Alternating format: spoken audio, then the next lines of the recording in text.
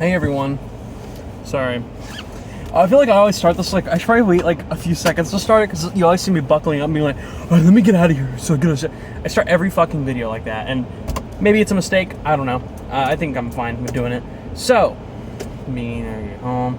I got about 10 minutes is what my GPS says to tell you about the brand new blockbuster. I guarantee it's a blockbuster. At least the fact that a 9:30 p.m. showtime sold out on a Thursday and kids' last days of school is tomorrow, either A, the parents aren't taking them, or they just don't give a fuck their kids are out until fucking 12:30. Well, I guess it ended at 12. We just went to Cane's and picked up food really quick. But I'm here to tell y'all about the scuttlebutt. Sorry, that's the shitty new song that Aquafina sings in the movie. Doesn't mean the movie's shitty. I'm just saying, it's not an awful song, but yeah, I don't really fuck with it.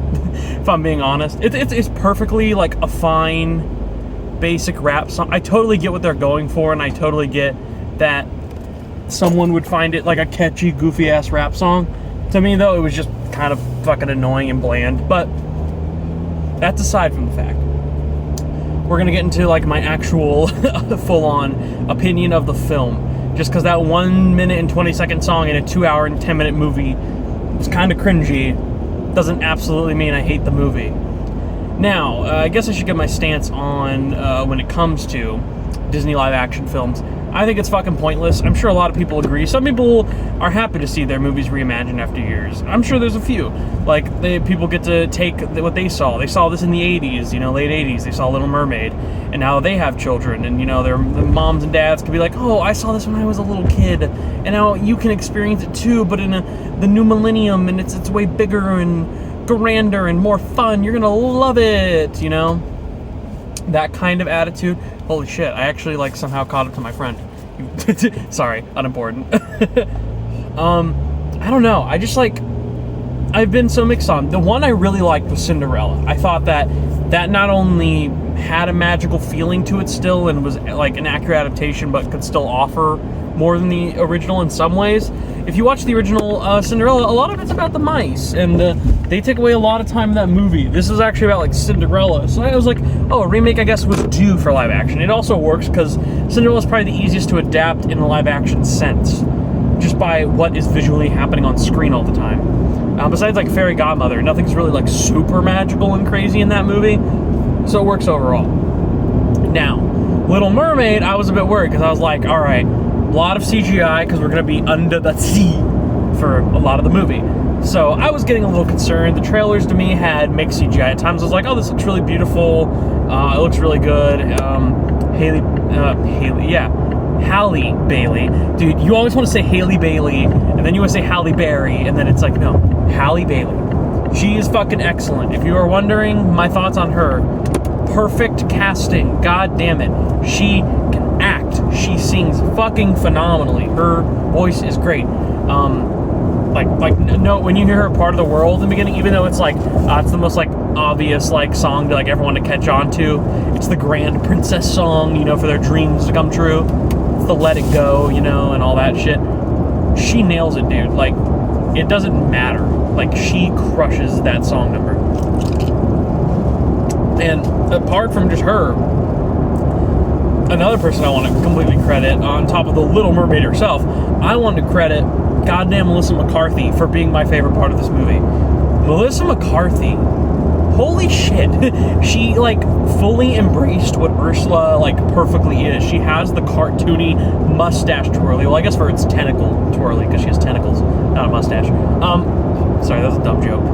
She got the tentacle twirly villain side to her. She has that cartoonish vibe. She can still be funny and pessimistic and kind of just a bitch to everyone. Some people have called her the sea bitch, and when people talk about the character. She is the sea witch, of course. But damn, does she nail it. Her cover of Poor Unfortunate Souls was probably the hardest song in this movie. I was like, damn, the poor unfortunate souls. She fucking nailed it, dude. And she did it in such a good way. Melissa McCarthy is my favorite part of this movie. She is having fun. When she's on screen, I was never bored. Other than that, other than those two performances and some of the song numbers being all right, they have good voices. Under the Sea sounds good. It's just The problem that I have with this film is it's, one, about 30 minutes too long. Maybe 20 minutes, because I guess you want it to have like a little bit more depth than the animated one. But it's still like quite a bit too long. It does not need to be 2 hours and 10 minutes. And other than that, I also felt that they could... How do I say it? They could have done a better job with the side characters if they were going to make this longer. Everyone is about as developed as they are in the original, very minimally. The only one who truly feels a little bit more grand, and just, I would say she's slightly smarter than the naiveness of the original Ariel from the 88 film. Is it 88 or 89? I don't remember. It's one of those years, I'm pretty sure. She's a little less naive than her. That's like the big difference, but she does have a little bit more character growth, and you get a look to spend, obviously, more time with Halle Bailey in the film. So, one, she's great, and it's cool to get more like Ariel development. But aside from her, there's not much else that this movie expands on, despite being 30 minutes longer. It just feels like scenes are dragged on. And also some color grading issues. I noticed, like, there were times where they would be underwater and land, and obviously the color grading is going to be different for the look of the film, but it really just takes me out of it half the time. Anytime I see a look of it, I'm just like, this, I don't know if I'm fucking with this. Just in a few ways. It's not awful, it's just a little weird. I grew to be fine. I'm fine with the look of Scuttle. It's just a bird. And Awkwafina's voice, it's already cartoony. She's adequate. She's stupid. That's what the character Scuttle should be. She does fine. Even though I didn't like, again, I mentioned the rap song's a bit cringy, but it's not the worst thing ever.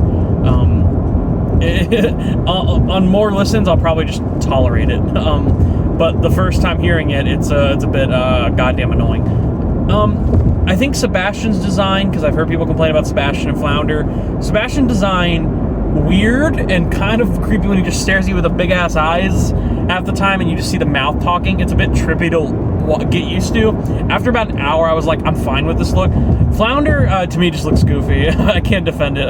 I know it's like accurate to a fish design. Fish are the big lips, but just seeing it talk and in movement and hearing Jacob Tremblay's voice come out of it completely, like, was just uncanny valley to me. That shit was weird. But all the side characters, they basically do what they do in the original film. And that's, again, my thing. It's just, why did this movie have to be 30 minutes longer and at times it takes the energy out of what the magic of the original had. And again, this has happened with every goddamn Disney remake. The only one I haven't really felt that with is Cinderella. And Cruella, while a live action film is not a remake, I also enjoyed Cruella. I thought that one was a lot of fun and a different take on what I would have expected for that film. Even though she didn't 100% feel like Cruella, she was still a girl boss in it, and I could see how one day she would become the woman she becomes if she takes the bad path, you know. So yeah, what I can say works. Ursula the Sea Witch, Melissa McCarthy, excellent. Halle Bailey, excellent. They're singing, excellent. The song numbers sound good. The look of the film is very 50-50. So at times I'm like, this looks pretty gray and it feels like a grand big budget adventure to see on the big screen. And other times the CGI just becomes like kind of a clobbled mess. Like the Under the Sea song sounds fine. Daveed Diggs' voice is actually pretty good. It's just when you see it visually on screen, it's just kind of not that appealing. It's just kind of like, okay, I mean, it's a lot of colors, but really, what are you doing? It doesn't add much to what I would hope. What I would hope a scene like Under the Sea has, the energy of the original. It just didn't feel very energetic to me, the way the original one does. So yeah, story-wise, it's done pretty well. I was a bit bored with Prince Eric as well, especially early on. The more we get to spend time with Prince Eric as a character and we get that relationship dynamic, I got more used to it, especially around the last like 30 minutes. I actually do really like the last 30 minutes, like the big action sequence near the end. It actually is kind of quickly wrapping up at times, even though it feels like there's like 5 different endings at a point. It's like, oh, it's gonna end sad? No way, obviously not. They're gonna get together. But then it kind of keeps going and going and going. But I thought the third act was the most fun. It was when I was getting most used to the characters and I was kind of just sitting back and being like, you know what? Despite all the weird things and elements that I don't think are perfect here, the fact that it's a bit too long, this is shipping up to be like an okay time. And that's what I'd say it is. I think for little girls, especially like, because the controversy's here that Ariel's black, and I don't have a problem with that. I honestly think the fact that you're complaining about a mermaid character and their fucking race of the person playing them is the stupidest goddamn shit I have ever seen. If you told me, like fucking The Rock played Hercules, he's not known in history to be Samoan. So fucking shut the fuck up. Like, who the hell cares? It's a fucking fictional character. It's a mermaid, bro. You care about the race of the character? Fucking hell. I'd be annoyed if Sebastian was like blue and they changed his fucking like accent to like, I don't know, like a high pitch like chipmunk. He was just like, hello, I'm Sebastian. You know, like that shit would have gotten on my nerves, but like fucking enough. Like, why do people care about it? Like Halle Bailey's like the fucking best part of the movie. She's so fucking good and completely nails the role. And once people see her, they're gonna be like, holy shit, if there's a reason to see this movie, it's for you. And Melissa McCarthy, of course. But like, I can't believe that's a complaint. But I do think it's gonna be really appealing to little girls. I think like 7 to 8 year old range, little girls, young black girls who will get to see this character come out on screen. She is a bit more like powerful and energetic. And I'd say that's the one thing they add to her character. She's not just 100% naive like the original, in my opinion, is. She has that like kind of stand up, and she's just so kind and empathetic in every way that she can be. And I think young black girls out there are going to see that with her character and find it really appealing. For me, though, this is just kind of an average remake, and it doesn't do much for me. And I don't think it'll do a lot for most adults and people who already aren't a fan of these remakes. If you hate the remakes, you'll probably just continue to hate them. I try to give them a little leeway. And for this one, it was probably my second favorite. This Jungle Book is in the same range, but I thought like this was a little bit better flowing now that I've seen it. So yeah, I give this a 6 out of 10. And I would say I would rather, yeah, like I would sit through this again before I sit through, I don't know, like fucking Beauty and the Beast or Lion King. Those are like really bland and annoying. So yeah, it's an alright, decently fun time. Could be better, but it's not bad. I still really enjoyed my time with it. And I think if you have a young daughter who wants to go see it, or just you want to take your family, because I guess like you already saw Guardians. Guardians is pretty dark, honestly. I wouldn't take all my family to see Guardians. But yeah, I recommend this one. It's very, very well done for what it is. But I do admit the colors are bland. It drags on a bit too long, and it is just still pointless. There is no reason for it to be made, but it's fine that it's here. I don't really care. I had an alright time. Don't plan to go check it out again, but it's not the worst thing ever. And I think I had a decently fun time around the last 30 minutes, and I did love Halle Bailey and Melissa McCarthy. So that's it. 6 out of 10. Goodbye, and I should have a Joyride review uploading soon.